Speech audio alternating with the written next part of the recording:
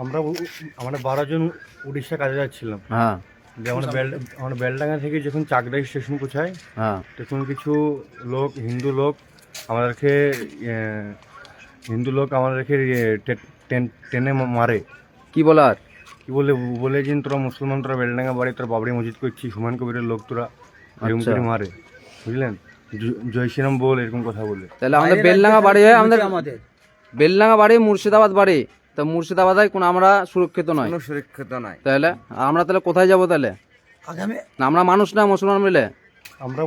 আমরা 12 জন উড়িষ্যা কাজে যাচ্ছিলাম। হ্যাঁ যে আমরা বেলডাঙ্গা থেকে যখন চাকদাই স্টেশন পৌঁছাই, হ্যাঁ তখন কিছু লোক আমাদেরকে টেনে মারে। কি বলার? কি বলে যে তোরা মুসলমান, তোরা বেলডাঙ্গা বাড়ি, তোরা বাবরি মসজিদ করছিস, হুমায়ুন কবিরের লোক, তোরা এরকম আচ্ছা। করে মারে, বুঝলেন? জয় শ্রীরাম বল, এরকম কথা বলে। ওইখানে মেরে দিয়ে ছেদ দিয়েছে না আরো কিছু করেছে? ওখানে আমাদেরকে চাকদাই স্টেশনে মেরে, চাকদাই স্টেশন থেকে আমাকে নিয়ে যেয়ে ওখানে ওদের ওই টোটো করে নিয়ে যেয়ে ওদের ফিল্ডে নামিয়ে মেরেছে। মেরে দেখুন সিগারেটে ছেঁকা ফেঁকা দিয়েছে। সিগারেটে ছেঁকা দিয়েছে, এই যে সিগারেটে ছেঁকা দিয়েছে। দেখেন হ্যাঁ, কি করেছে অবস্থাটা ছেলেটার। বুকে লাথির ওপর লাথি, লাথির ওপর লাথি। হ্যাঁ, বেদরক জিনিসগুলো বলে, এসব মাথাগুলো ফুলে গেছে। হ্যাঁ,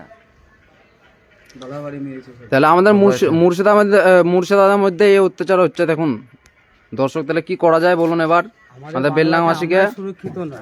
তাহলে আমাদের বেলডাঙ্গা বাড়ি হয়, আমাদের বেলডাঙ্গা বাড়ি মুর্শিদাবাদ বাড়ি, তা মুর্শিদাবাদে কোনো আমরা সুরক্ষিত নয়, সুরক্ষিত নয়। তাহলে আমরা তাহলে কোথায় যাব? তাহলে আগামী না আমরা মানুষ না মুসলমান মিলে?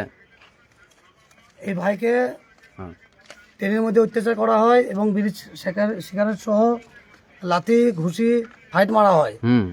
কোনোরকম প্রাণে বেঁচে ওরা বেলডাঙ্গাতে আসে 12 জন একত্রিতভাবে।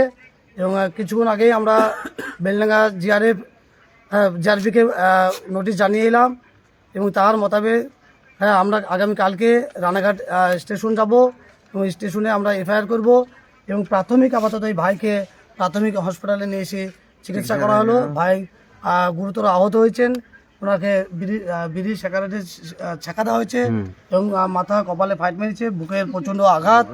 তো আপনারা একটু মাথায় রাখবেন, যদি এফআইআর করার পর যদি দ্রুত অ্যাকশন না নেওয়া হয়, আমরা ইমিডিয়েটলি এসপি অফিস এবং মানে ট্রেন এবং বাস অবরোধ হবে এবং আন্দোলন জারি থাকবে। আরেকটা কথা মাথায় রাখবেন, হ্যাঁ আমরা পরিযায়ী শ্রমিক, আমরা কেউ ভয় পাই না এবং মাথা নতও করবো না।